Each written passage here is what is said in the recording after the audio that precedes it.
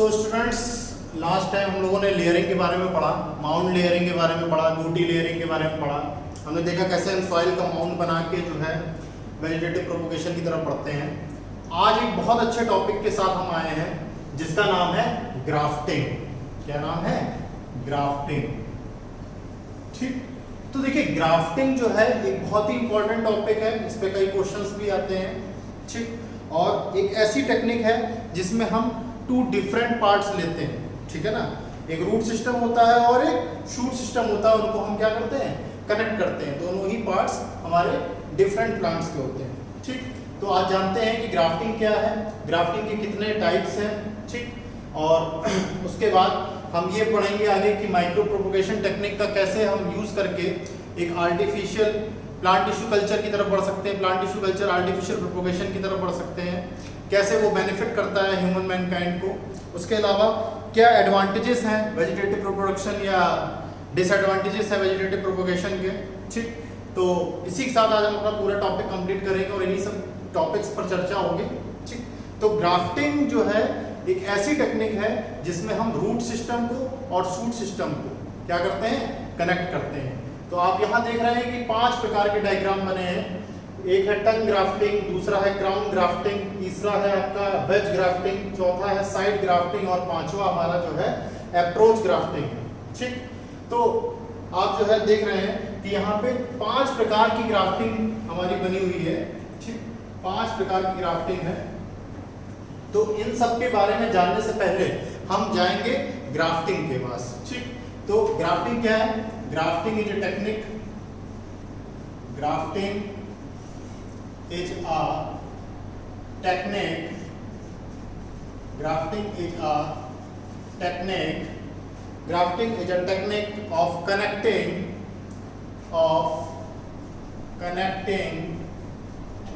two parts,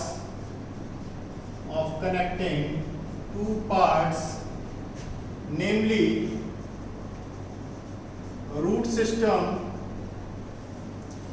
and shoot system, namely root system and shoot system of two different plants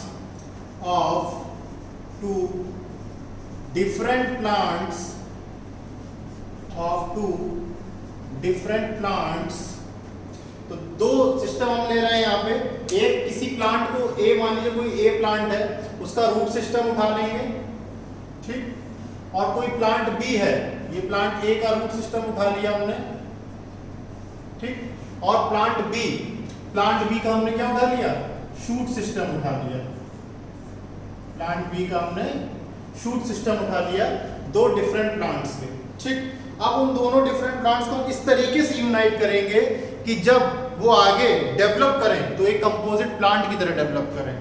इस तरीके से हम उसमें डेवलपमेंट कराएंगे कि जब उन दोनों को हम एडजॉइन कर दें, कंजॉइन कर दें, ऐड अप कर दें। ठीक, एक किसी मेथड से उनको हम जो है बैंडेज मेथड से, या जो हमने उसमें बताया था कि ग्राफ्ट क्ले होता है, इसमें हम मड और क्ले और आपका हे और दूसरा जो है कुछ अपने जो रूट प्रमोटिंग केमिकल्स होते हैं वो, और कुछ अमाउंट ऑफ वाटर, इन सबको मिक्स करके, ठीक, 1:2:2 रेशियो में हम क्या करते हैं? हम इसको बैंडेज बनाते हैं। तो वही चीज हम यहाँ कर रहे हैं कि दो डिफरेंट प्लांट्स के अलग अलग पार्ट ले रहा है, रूट सिस्टम और शूट सिस्टम। ठीक, और इस तरीके से वो डेवलप करें कि वो एक कंपोजिट प्लांट बने। एंड दे डेवलप, यानी कंपोजिट प्लांट का मतलब ये है कि वो दोनों सिर्फ बाहरी रूप से ही जुड़े हुए ना दिखें, उनके जो कैरेक्टरिस्टिक्स हैं वो भी जो है कंपोजिट कैरेक्टरिस्टिक्स हो, मिक्स टाइप ऑफ कैरेक्टरिस्टिक्स हो। ठीक है ना, एंड दे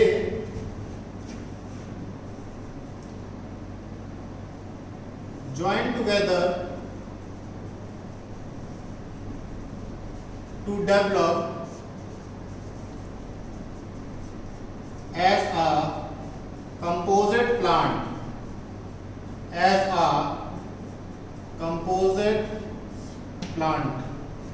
ठीक, तो ये रही बच्चों डेफिनेशन ग्राफ्टिंग की। ठीक, ग्राफ्टिंग क्या है? एक ऐसी टेक्निक है जहां पे हम दो पार्ट्स कनेक्ट कर रहे हैं, रूट सिस्टम और शूट सिस्टम, दोनों ही डिफरेंट प्लांट्स के हैं। एक मेथड अप्लाई कर रहे हैं जिससे दोनों प्लांट्स के जो पार्ट्स हैं, रूट और सिस्टम और शूट सिस्टम, उन दोनों को हम क्या कर सकें, एडजॉइन कर सकें। ठीक, तो अब आगे हम इस पे बढ़ते हैं कि और क्या क्या फीचर्स हैं ग्राफ्टिंग में। ग्राफ्टिंग आखिर में जो स्टॉक और सियोन टर्म आता है वो हम किसको कहते हैं। ठीक, ज़्यादातर हम स्टॉक जो है वो ओल्ड होना चाहिए कि सियोन ओल्ड होना चाहिए। ठीक, एज का क्या उसमें अंतर है। तो पहली बात तो आप ये समझिए कि ये ग्राफ्टिंग होगी कहाँ, ग्राफ्टिंग आखिर कहाँ होगी, तो ये वहीं पर होगी जहाँ पे वुडी यूस्टेलिक प्लांट्स होंगे। ऐसा कैम्बियम जहाँ पे वुडी यूस्टेलिक प्लांट्स हों, वुडी प्लांट हो, ठीक है ना। बिल्कुल ही हरे प्लांट या उस पर नहीं हो सकता है, ये कैसा हो, वुडी प्लांट हो, ठीक है ना। और इसमें जो है एक ऐसा शूट, हम स्मॉल शूट लेंगे, जो शूट पार्ट हमारा है जिसको हम सियोन बोलते हैं, शूट पार्ट हमारा जो है वो कैसा हो, वो सुपीरियर कैरेक्टरिस्टिक्स का हो। ठीक, तो लिख लीजिए इसमें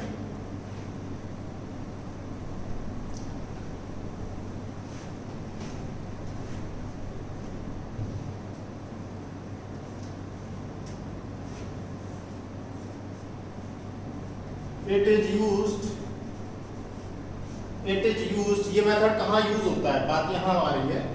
ठीक, it is used only where cambium of woody eustelic plants, cambium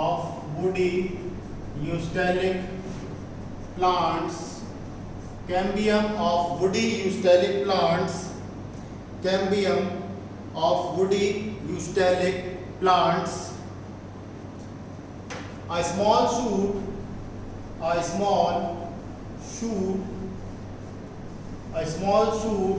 of superior characteristics, a small shoot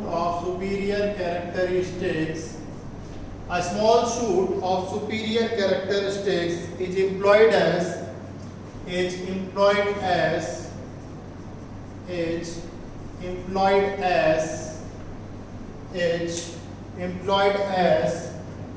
graft or scion, is employed as graft और सियोन। तो देखिए बच्चों, यहाँ पे वही बात आ गई कि जो हमारा सियोन है उसी वही हमारा क्या है, इसी को हम बोलते हैं ग्राफ्ट पार्ट। क्या कहते हैं, ग्राफ्ट पार्ट कहते हैं। दूसरी बात ये है कि इसका जो कैरेक्टरिस्टिक्स होने चाहिए वो सुपीरियर कैरेक्टरिस्टिक्स होनी चाहिए, कोई भी इंफीरियरिटी नहीं दिखनी चाहिए। ठीक है ना, जो कैरेक्टरिस्टिक्स हो वो सुपीरियर हो। ठीक, तो ये वहीं पे हो पाएगा जहां पे वुडी यूस्टेलिक प्लांट्स है, वुडी प्लांट्स हैं। ठीक, और उसके ऊपर हम क्या कर रहे हैं, एक स्मॉल शूट को एडजॉइन कर रहे हैं, कंजॉइन कर रहे हैं। ठीक, और कंजॉइन करने के बाद हम क्या कर रहे हैं, इसको डेवलप करा रहे हैं। जो भी यहाँ पे कैरेक्टरिस्टिक्स आ रहे हैं वो कंपोजिट आ रहे हैं। उसके अलावा जो भी यहाँ पे आपको प्रमोशन एजेंट्स हैं, उसमें आपके रूट प्रमोटिंग केमिकल्स हैं, शूट प्रमोटिंग केमिकल्स हैं, वाटर है, एयर है, प्रॉपर जो न्यूट्रिशनल एलिमेंट्स हैं वो सारे प्रोवाइड किए जाएंगे। दूसरी बात आप ये समझिए कि ये पूरी तरीके से फिजिकल और फिजियोलॉजिकल ज्वाइनिंग प्रोसेस है। ये जो है पूरी तरीके से क्या है, फिजिकल और physiological joining. So it is physical and physiological joining, physical and physiological joining of separate individuals of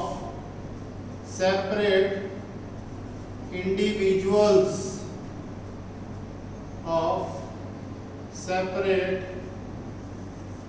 individuals। ठीक, तो ये एक ऐसी प्रोसेस है जहां एक फिजिकल मेथड से कटिंग करके उसके बाद उसका जो एक आप देखते हैं कि जो एक डायमेंशंस है वो भी हमको मेजर करनी पड़ती है। ऐसा नहीं है कि हमने, अगर जैसे आप यहाँ देखें तो बिल्कुल शेप ऐसी है कि जो इसमें फिक्स हो रही है। ये जो इसका जो शेप है वो एक तरीके से पूरी तरीके से क्या हो रहा है, फिक्स हो रहा है। कंजॉइनिंग मेथड है एक तरीके से, ठीक है ना, वेल फिटेड मेथड है। तो एक फिजिकल पैरामीटर्स हमको सब देखने पड़ेंगे कि कितना कट मारना है। ठीक, और उसके बाद जो डेवलपमेंट होगा वो कैसा डेवलपमेंट होगा, फिजियोलॉजिकल डेवलपमेंट होगा। ठीक, तो उसके बाद यहाँ पे जो है हमको ये देखना होता है कि जो ग्राफ्टिंग हो तो उसमें एक से ज़्यादा बर्ड्स भी हों, ठीक है ना। अगर बर्ड्स नहीं होंगी तो प्रॉब्लम होगी, ठीक। उसके अलावा हमको ये देखना पड़ता है कि जो रूट सिस्टम है, रूट सिस्टम हमारा डिजीज रेजिस्टेंट हो, नहीं तो जो आगे की डेवलपमेंट होंगे, आगे के जो प्लांट्स के डेवलपमेंट होंगे वो सब क्या होंगे, डिसीज प्लांट्स हो जाएंगे, ठीक। उसके बाद हमको ये देखना पड़ता है कि गुड रूट सिस्टम यूज करें। गुड रूट सिस्टम किसके रूप में यूज होगा, स्टॉक के रूप में। तो जो ये स्टॉक है ये गुड रूट सिस्टम होना चाहिए, ठीक है। उसके अलावा गुड रूट सिस्टम के अलावा ये डिसीज फ्री होना चाहिए, ठीक, या डिसीज रेजिस्टेंट होना चाहिए, डिसीज रेजिस्टेंट होना चाहिए, ठीक। उसके अलावा हमको ये देखना है कि जो स्टॉक है वो 10 से 30 centimeter above base of the root, ठीक। मतलब 10 से 30 सेंटीमीटर की जो एक डिस्टेंस है वो हमें मेंटेन करनी है, ठीक है ना। 10 to 30 सेंटीमीटर का लेंथ लेना है, length of stock from the ground, ठीक। तो ये सारे पैरामीटर्स हैं हमारे जो ग्राफ्टिंग करने में हमको ध्यान में रखने होंगे।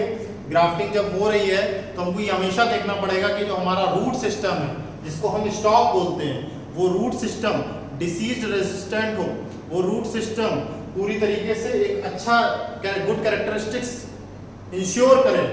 उसके अलावा जो सियोन है उसका रूट सिस्टम से ज्यादा मतलब कई सारी ज्यादा क्वालिटीज होनी चाहिए, कई सारी ज्यादा कैरेक्टरिस्टिक्स होनी चाहिए, सुपीरियर कैरेक्टरिस्टिक्स होनी चाहिए, जिसको हम क्या बोलते हैं, सियोन बोलते हैं। तो शूट पार्ट जो है यहाँ पे, शूट पार्ट को हम बोल रहे हैं यहाँ पे सियोन, ठीक है।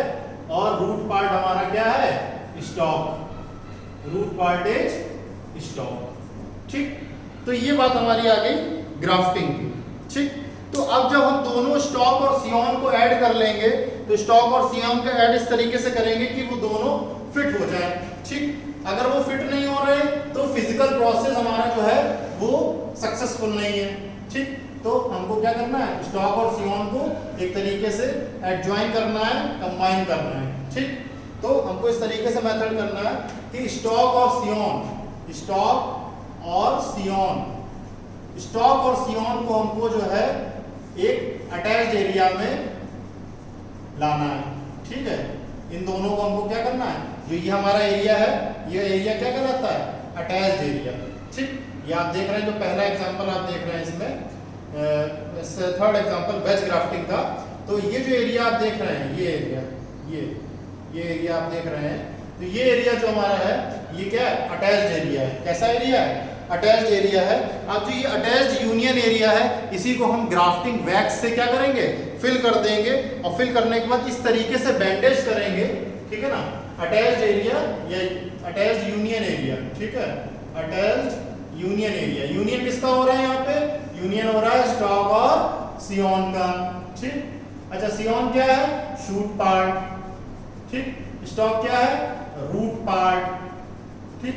दोनों क्या है, सेम है, नहीं, दोनों डिफरेंट हैं, डिफरेंट और सेपरेट इंडिविजुअल्स, ठीक।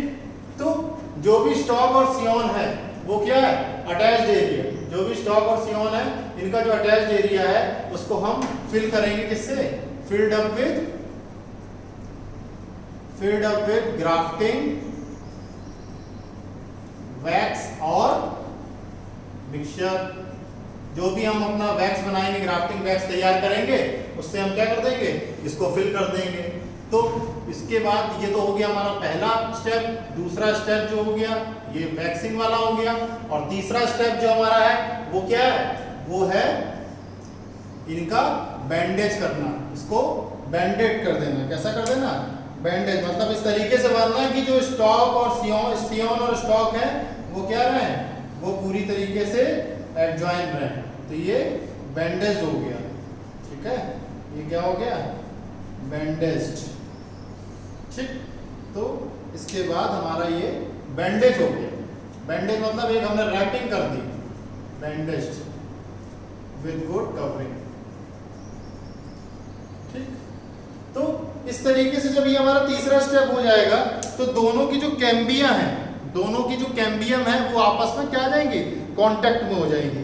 ठीक, अगर कैम्बिया का आपस में टच नहीं हो रहा है, आपस में कांटेक्ट नहीं हो रहा है, तो किसी भी प्रकार से ग्राफ्टिंग सक्सेसफुल नहीं है।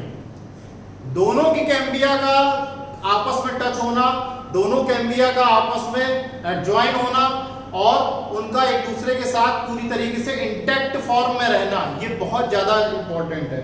ठीक है ना। तो स्टॉक हमेशा ये ध्यान रखिएगा, ग्राफ्टिंग में जब भी आपको स्टॉक लेना है तो जो ये स्टॉक है, स्टॉक इज ओल्डर देन सियोन, ये एक प्रिंसिपल है ग्राफ्टिंग का या रूल समझ लीजिए। Stock is always older than scion. तो स्टॉक आपका जो है हमेशा क्या रहेगा, सियोन से क्या रहेगा, पुराना रहेगा। ठीक, उसके बाद जो भी स्टॉक में लीव्स या बड्स होती हैं, जैसे ये आपका स्टॉक है, ये स्टॉक है, अगर इस पे कोई भी लीव है, कोई भी बड है, तो इसको हम क्या कर देते हैं, रिमूव कर देते हैं। क्या कर देते हैं, रिमूव कर देते हैं। तो अब आखिर में बात आती है कि कौन कौन से ऐसे एग्जाम्पल हैं प्लांट्स के जो ग्राफ्टिंग की मदद से वेजिटेटिवली प्रोपोगेट किए जा सकते हैं। तो सबसे पहला एग्जाम्पल हमारा जो आता है इस ग्राफ्टिंग के टॉपिक में, तो वो आता है मैंगो। मैंगो प्लांट को बहुत आप आराम से ग्राफ्टिंग की मदद से कर सकते हैं। उसके बाद आता है पियर, ठीक, मैंगो आता है, पियर आता है, एप्पल आता है, ठीक, apple, citrus, mango, pear, apple, citrus, guava, rubber plant, ठीक, प्लम, पीच, ठीक, प्लम, पीच। उसके बाद हमारा आ जाता है पाइन। तो ये कुछ एग्जांपल है ग्राफ्टिंग के, ये वो एग्जांपल है प्लांट्स के जो ग्राफ्टिंग मेथड से वेजिटेटिवली प्रोपोगेट किए जा सकते हैं। Grafting method is usually employed. अच्छा, एक चीज आपको समझना चाहिए कि आखिर में हम क्यों एम्प्लॉयड करते हैं ये मेथड। नेचुरल तरीके से भी तो हो रहे हैं प्लांट्स, क्या जरूरी है कि हम ग्राफ्टिंग और लेयरिंग और दुनिया भर की चीजों को हम यूज करें? उससे हमारा टाइम रिड्यूस होता है। जो चीजें साल भर में होती हैं वो 3 से 4 महीने में हमको रिजल्ट्स दे देती हैं। वैरायटी चेंज होती है, ठीक है ना। तो हमें काफी चीजें जो है अच्छी करने को मिलती हैं इसमें, और टाइम हमारा फैक्टर जो है वो हेल्पफुल करता है। काफी कई बार हम इसको जो है प्रोपोगेट कर सकते हैं। ठीक, तो अब इसमें जो है आपका आ जाता है कि कौन कौन सी ग्राफ्टिंग है। ठीक, तो देखिए सबसे पहले हमने आपको बताया टंग और विप ग्राफ्टिंग। कैसी है ये टंग और विप ग्राफ्टिंग? इसका जो आप देख रहे हैं कि सारी जगह आपको लगभग स्टॉक और सियोन तो सब जगह मिलना है, सारी जगह स्टॉक और सियोन मिलना है। कहीं ऐसा नहीं होगा कि आपको सिर्फ स्टॉक मिले या सिर्फ सियोन मिले, क्योंकि ग्राफ्टिंग जो है वन वे प्रोसेस नहीं है। कभी भी ऐसा नहीं होगा कि ग्राफ्टिंग सिर्फ स्टॉक से हो जाए, कभी ऐसा नहीं होगा ग्राफ्टिंग सिर्फ सियोन से हो जाए। we should have root system also and we should have root system also and shoot system also. Both separate individuals when conjoined together, then they develop as a composite plant with composite characteristics in which root part should be older than shoot part should be having superior characteristics, and in this way grafting methods are employable. ठीक, तो अब जो टंग और whip grafting है उसमें हम कुछ इस प्रकार का पैटर्न फॉलो करते हैं। आप जैसे ये पैटर्न देख रहे हैं जिगजैग मोशन की तरीके, जैसे जिगजैग मोशन होता है, ठीक है, तो इसी तरीके से आप देख रहे हैं कि ये ग्राफ्टिंग मेथड में ये इस तरीके से क्या होता है, टंग मेथड हम यूज करते हैं। ठीक है, इसको टंग और विप ग्राफ्टिंग कहते हैं। ठीक, तो ये पहला आपने डायग्राम देख लिया, डायग्राम से आप बहुत अच्छे समझ सकते हैं, इसमें कुछ भी ऐसा नहीं है, ठीक है ना। ऑब्लिक स्लोपिंग कट है ये, आप देख रहे हैं जैसे एक ऑब्लिक को हम ऐसे यूज करते हैं, इसको हम हमेशा क्या बोलते हैं, ये ऑब्लिक है। क्या है, ऑब्लिक। तो ऑब्लिक कह सकते हैं या फिर स्लोप। तो यहाँ पे ऑब्लिक और स्लोप कट यूज होता है। ये जो आप देख रहे हैं ये जो है ये क्या है, ये स्लोप है, स्लोप कट करते हैं यहाँ पे। ठीक, यहाँ पे स्लोप कट करते हैं, ऑब्लिक और स्लोप कट। ठीक, अब इसमें हमको ये देखना है, आप एक चीज देख रहे होंगे कि जो स्टॉक है आपका सियोन है और ये जो स्टॉक है, ठीक, इन दोनों का डायमीटर सेम होना चाहिए।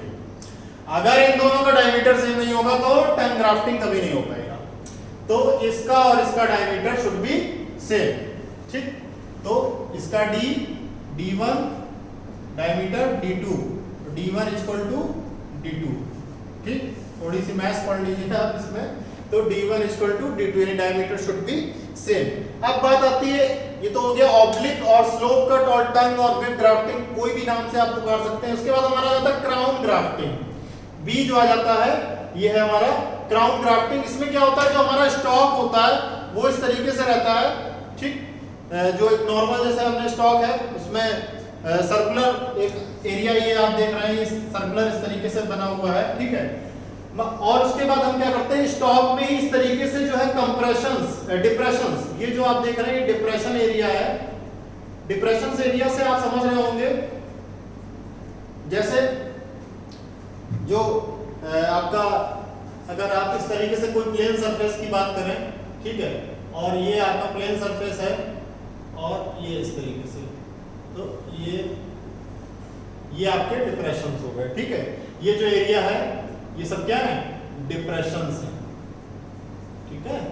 तो ये आपके डिप्रेशंस हो गए, तो ये डिप्रेशंस एरिया है, ये सब क्या है, डिप्रेशन एरिया है, ठीक। अब ये डिप्रेशन एरिया में क्या होता है, सियोन हमारा फिक्स होता है। देखिए ये पूरा डिप्रेशन एरिया यहाँ बना रखा है, ठीक है। तो ये तो ऑलरेडी फिक्स्ड है और इसको भी हम फिक्स कर रहे हैं। मतलब इस तरीके से है कि जैसे हमारा क्राउन होता है ना, क्राउन आप देखते हैं इस तरीके से क्राउन होता है, ये इस तरीके से क्राउन होता है, ठीक। तो ये क्राउन टाइप का एक स्ट्रक्चर शेप आता है, डायग्राम बनता है, इसको हम बोलते हैं क्राउन ग्राफ्टिंग। नेक्स्ट हम सी पे आ जाते हैं। सी अभी हम जिस पे काफी वर्क कर चुके हैं, जिसको बोलते हैं वेज ग्राफ्टिंग। देखिए वेज हमेशा हमारा कैसा बनता है, वेज, वेज आप फिजिक्स में बहुत पढ़ते होंगे। तो ये वेज एरिया है, ठीक, ये वेज शेप्ड है, ठीक। तो ये जो है इस तरीके से हम क्या करते हैं, वेज शेप लेते हैं। यहाँ भी वही बात, सियोन की सुपीरियर कैरेक्टरिस्टिक्स होनी चाहिए, स्टॉक होल्डर होना चाहिए, डिसीज रेजिस्टेंट होना चाहिए और गुड रूट सिस्टम होना चाहिए। तो यहाँ पे वेज शेप यूज करते हैं, इसलिए इसका नाम वेज ग्राफ्टिंग है। आगे बढ़ते हैं साइड ग्राफ्टिंग। साइड ग्राफ्टिंग में हमें क्या करना है कि हमको जो मेन ये आपका जो एरिया था इसको बिल्कुल आइसोलेट रखना है, इसको बिल्कुल नहीं छूना है। जो भी काम होगा साइड ऑफ द स्टॉक। अब जैसे मेरा साइड, अगर कोई भी इस बोर्ड का साइड है तो बोर्ड का साइड क्या है, बोर्ड का साइड ये है, ये वाला जो आपका ब्रेथ वाला एरिया है, ये पूरा रेक्टेंगल मान लीजिए, तो ब्रेथ, तो इस साइड में अगर कोई चीज आके फिक्स हो जाए, और ये इसका टॉप है, अपर लेवल है, तो अपर लेवल को हम आइसोलेट कर देते हैं, प्रिवेंटिव कर देते हैं, इससे कोई मतलब नहीं है। जो भी है वो साइड में मूव होगा, साइड में ही हम जो है इंक्लूड कर रहे हैं। साइड में आप देख रहे हैं ये फिक्स्ड है, फिक्स्ड फ्रॉम साइड बेस, ठीक है। अब बात आती है जो हमारा डी के बाद, चौथे के बाद आता है फिफ्थ पॉइंट, अप्रोच ग्राफ्टिंग। देखिए अप्रोच ग्राफ्टिंग बड़ा मजेदार है। अप्रोच ग्राफ्टिंग में क्या होता है कि इसमें हम दो प्लांट तो लेने ही लेने, एक हमने लिया आपका स्टॉक के लिए, दूसरा प्लांट एक स्टॉक लिया रूट पार्ट के लिए, और सियोन लिया शूट पार्ट के लिए दूसरे प्लांट से। यहां हम क्या करते हैं कि ये तो हमारा हो गया स्टॉक, ये देखिए स्टॉक है यहाँ पे, ठीक। ये जो हमारा है, देखिए ये एक फर्स्ट प्लांट है, ठीक। ये हमारा दूसरा प्लांट है, ठीक। और दोनों को हमने क्या करा, यहां से कट कर दिया, ठीक है। और यहां से कट करने के बाद हमने दोनों का इस तरीके से एडजॉइन कर दिया, ये इनका जॉइनिंग पॉइंट है, ठीक है। और यहाँ पे ही हमने क्या कर दी, ग्राफ्टिंग प्ले को फिक्स करके और बैंडेज करके तोड़ दिया। तो अप्रोच ग्राफ्टिंग में हम क्या कर रहे हैं, थोड़ा सा दोनों जगह, दोनों जो प्लांट्स है उसमें दूरी है, और दूरी होने के बाद आगे जाके जैसे ही उनका इमरजेंस हो रहा है उनका सिस्टम का, उसको हम क्या कर रहे हैं, उस सिस्टम को हम आगे जाके एडजॉइन करा रहे हैं, ठीक। तो ये हमारा आ जाता है अप्रोच ग्राफ्टिंग। क्या आ जाता है, अप्रोच ग्राफ्टिंग, ठीक। तो अब आगे बढ़ते हैं किसकी तरफ, वेजिटेटिव प्रोपोगेशन में माइक्रो प्रोपोगेशन या फिर propagation by plant tissue culture. Micro propagation और propagation by plant tissue culture, ठीक। इसको नोट कर दे रहा हूं।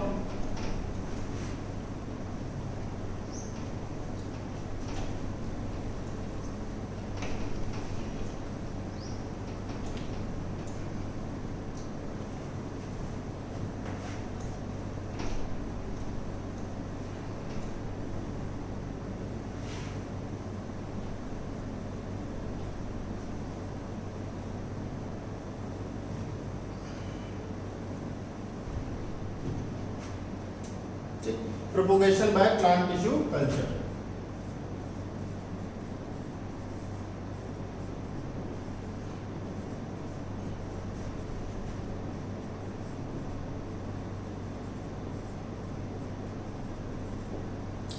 Propagation by plant tissue culture, micro propagation,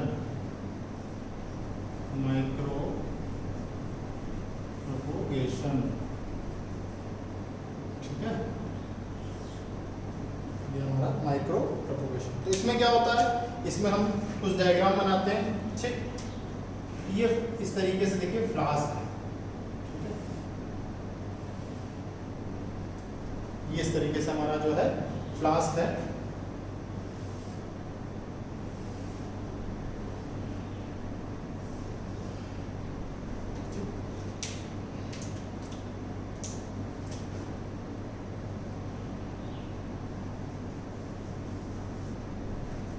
ये तो फर्स्ट स्टेज है हमारी, ठीक, ये हमारी कैसी है, फर्स्ट स्टेज है।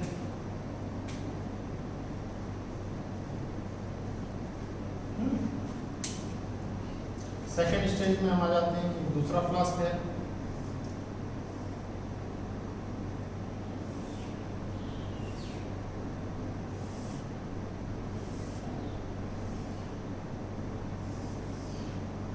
ये हमारा सेकंड फ्लास्क है।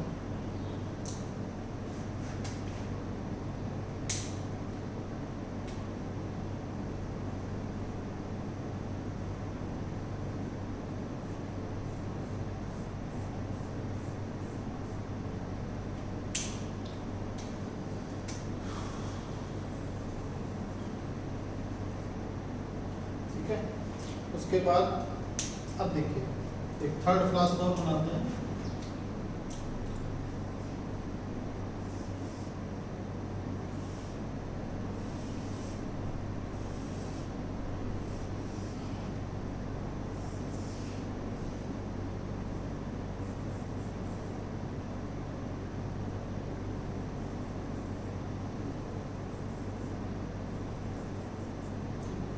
तो सबसे पहले समझना माइक्रो का मतलब क्या है। माइक्रो का मतलब है बहुत ही छोटा, टाइनी, स्मॉल, बहुत ज़्यादा बड़ा नहीं है, ह्यूज नहीं है, नॉर्मस नहीं है, वास्ट नहीं है, ठीक है।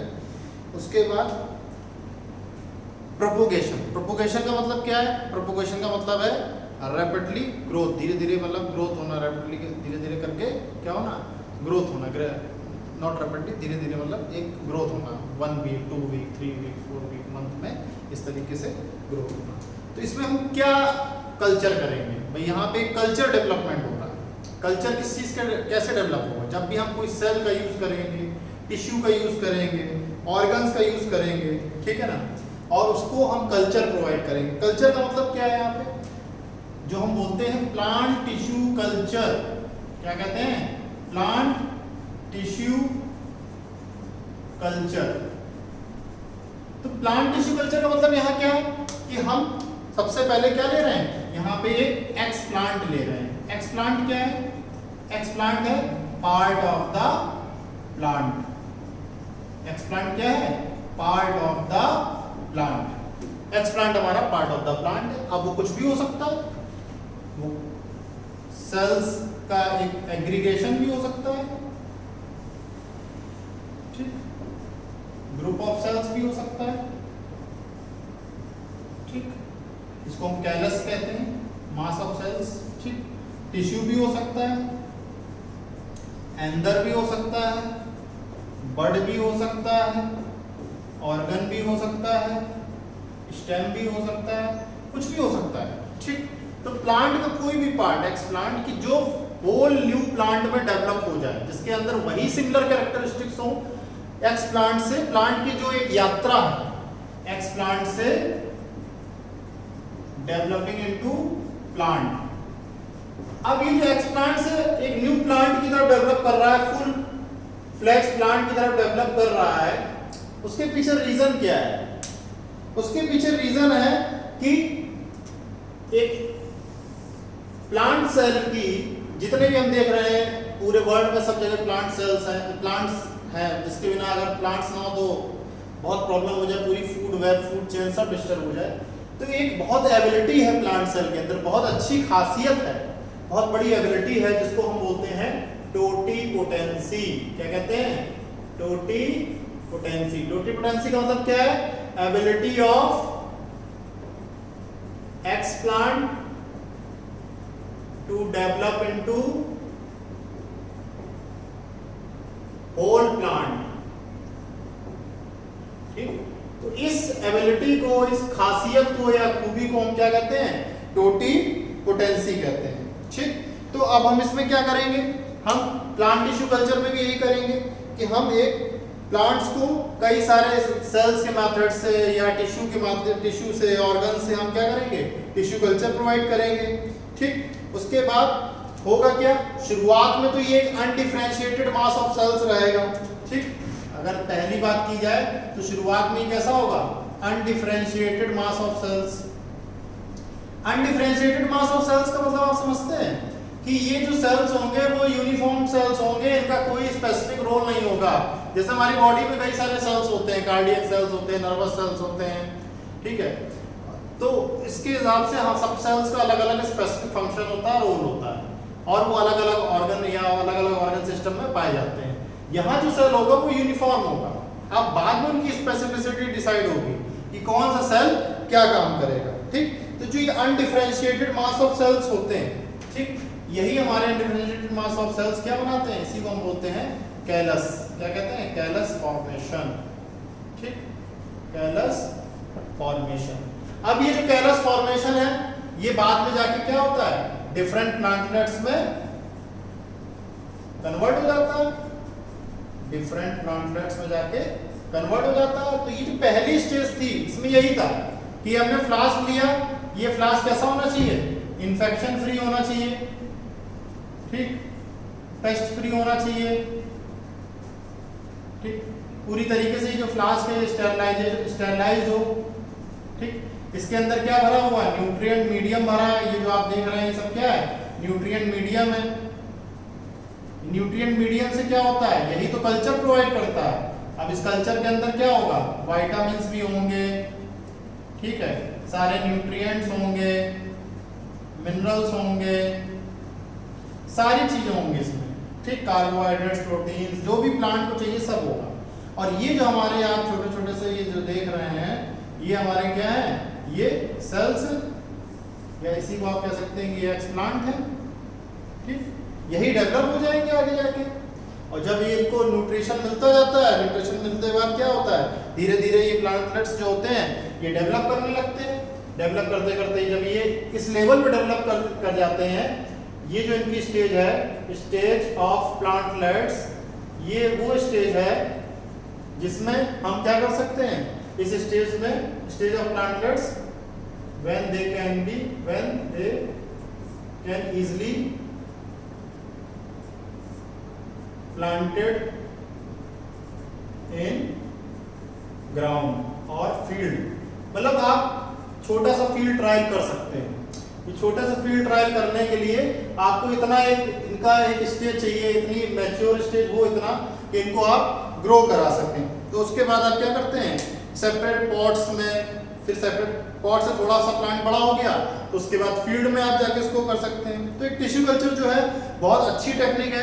प्लांट टिश्यू कल्चर जिसको पीटीसी बोलते हैं। ठीक, बहुत उभरती हुई बायोटेक्नोलॉजी की टेक्निक है पीटीसी, प्लांट टिश्यू कल्चर। एक ऐसी टेक्निक है, it is a very novel technique for obtaining the, किस तरह के प्लांट्स हमको चाहिए होते हैं, इस मेथड्स को हम क्यों यूज करते हैं? ये वायरस फ्री प्लांट मिल जाए हमको। ठीक, डिसीज फ्री, कोई डिसीज नहीं होना चाहिए, डिसीज फ्री प्लांट्स। ठीक, उसके बाद सुपीरियर कैरेक्टरिस्टिक्स या सुपीरियर ट्रेड्स। ठीक, तो ऐसे प्लांट्स, ऐसे हमको मिल जाए प्लांट्स जिसमें क्या हो, बहुत अच्छे जो है कमर्शियल प्रोपोगेशन भी कर सकें। प्लांट टिश्यू कल्चर में भी क्या है? कमर्शियल प्रोपोगेशन कर सकें। जैसे कोई बहुत अच्छा प्लांट, इसकी कॉस्ट बहुत अच्छी है मार्केट में, तो उसको हम बहुत इजीली पीटीसी के माध्यम से बहुत अच्छे तरीके से क्या कर सकते हैं? प्रोपोगेट कर सकते हैं। क्या कर सकते हैं? प्रोपोगेट कर सकते हैं। ठीक, तो एग्जांपल इसमें देख लीजिए। ऑर्किड प्लांट है आपका, ग्लैडियोलस है, ठीक, क्राइजेंथियम है,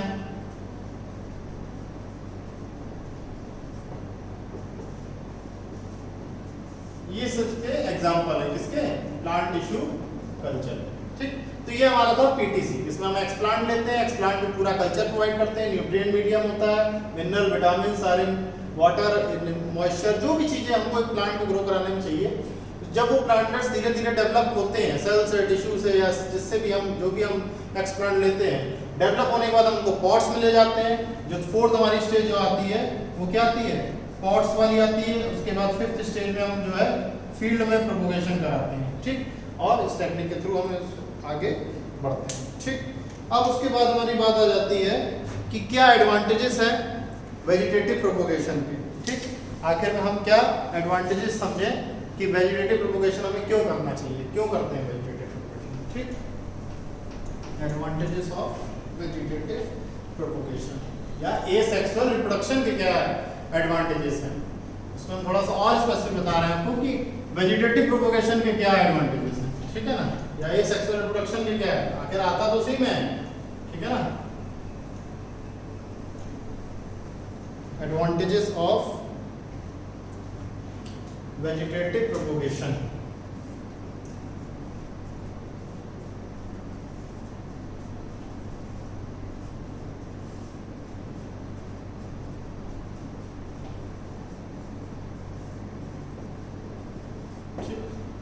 तो देखिए, सबसे पहली बात ये कि this is the only method, यही एक मेथड ऐसा है जिससे हम सीडलेस प्लांट को डेवलप कर सकते हैं, प्रोपोगेट कर सकते हैं। This is the only method of growing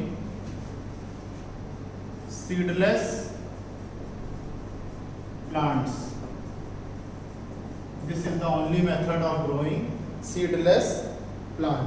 ठीक, मल्टीप्लिकेशन इन सीडलेस प्लांट। तो इसमें कौन कौन से हमारे एग्जांपल हैं, सुगर केन,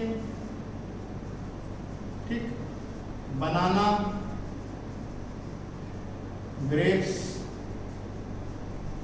सुगर केन, बनाना, ग्रेप्स, सीडलेस ग्रेप्स और सीडलेस ऑरेंज, सीडलेस ग्रेप्स और सीडलेस ऑरेंज। ठीक, तो एक ऐसा मेथड है जिसमें हम प्रोपोगेशन कर सकते हैं सीडलेस प्लांट्स का। ठीक, उसके बाद हम ट्रांसजेनिक प्लांट्स को ग्रो करा सकते हैं प्लांट टिश्यू कल्चर के माध्यम से। Transgenic plants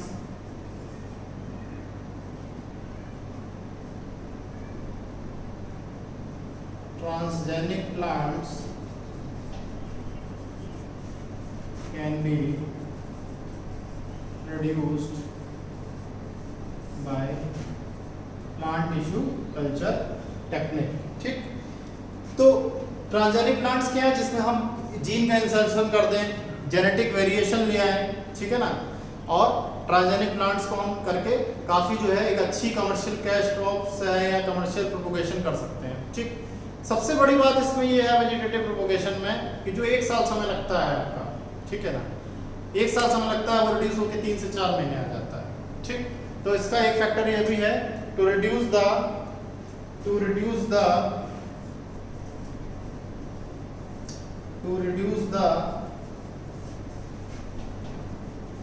flowering period of plants, flowering period of plants and fruiting period also ना, fruiting period of plants। तो ये तो 3 एडवांटेज हमने आपको बता दिए।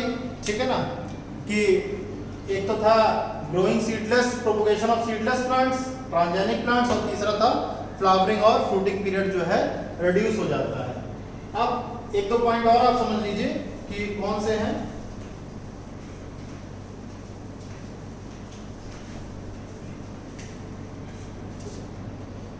इसमें रैपिड मल्टीप्लिकेशन होता है, there is rapid multiplication.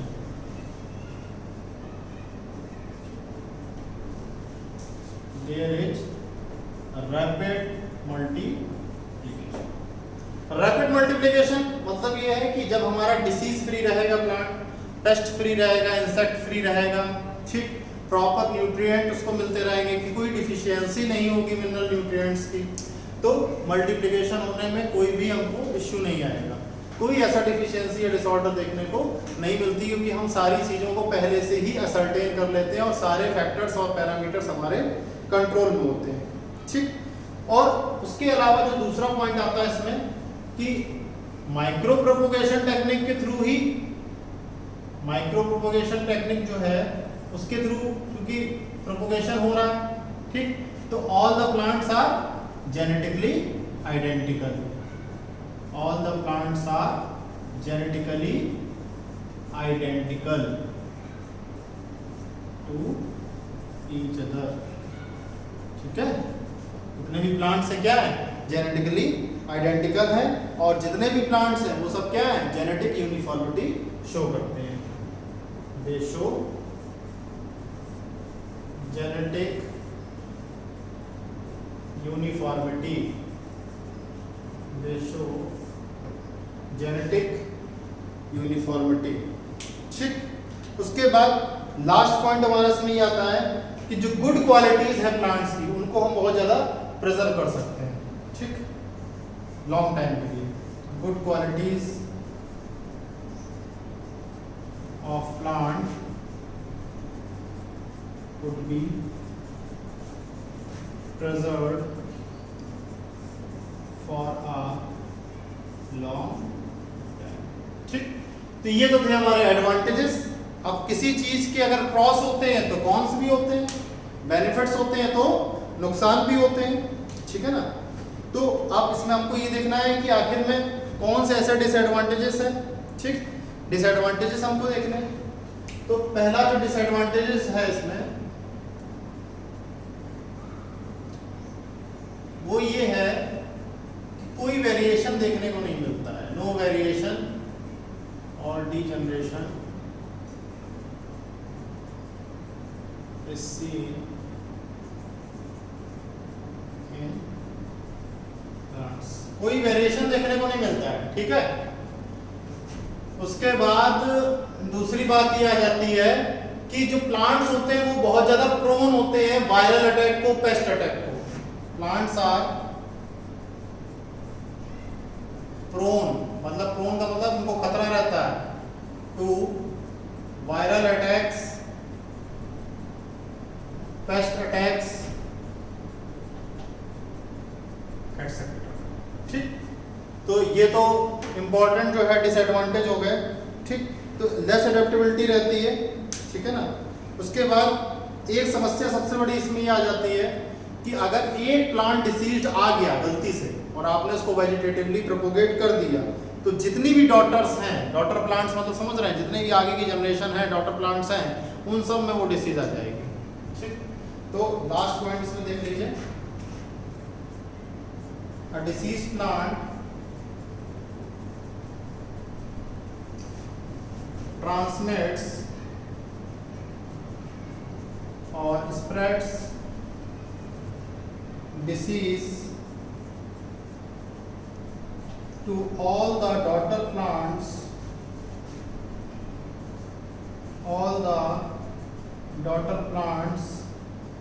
if not checked, अगर उसको चेक नहीं किया गया या एनालिसिस नहीं किया गया प्रोपोगेशन होने से पहले।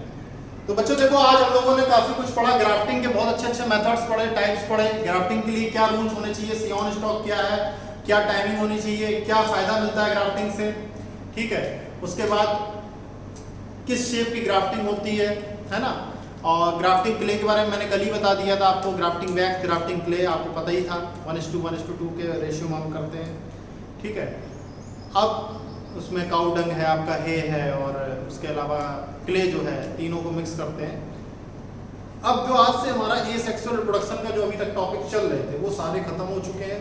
कल से हम लोग स्टार्ट करेंगे सेक्सुअल रिप्रोडक्शन, कैसे सेक्सुअल रिप्रोडक्शन जो है सर्टेन होता है। उसके बाद सेक्सुअल रिप्रोडक्शन के क्या कैरेक्टरिस्टिक्स हैं, कैरेक्टरिस्टिक्स के बाद हम उसमें बताएंगे कि क्या कौन कौन से फेज होते हैं, ठीक है। वेजिटेटिव फेज क्या है, रिप्रोडक्टिव फेज क्या है, फर्टिलाइजेशन फेज, सेनेसेंस, सब कुछ पढ़ेंगे डिटेल में, और उसके बाद फिर हम आगे बढ़ते हुए जो है टाइप्स ऑफ जो है सेक्सुअल रिप्रोडक्शन की तरफ जाएंगे। तो इसके साथ ही हमको अभी 1-2 क्लास के बाद हमारा जो ये टॉपिक जो है पहला चैप्टर है reproduction in organism, which is a very basic chapter for human reproduction and sexual reproduction in flowering plants, दोनों के लिए। तो वो एक बेस जो है वो हमारा बहुत अच्छे से तैयार हो जाएगा।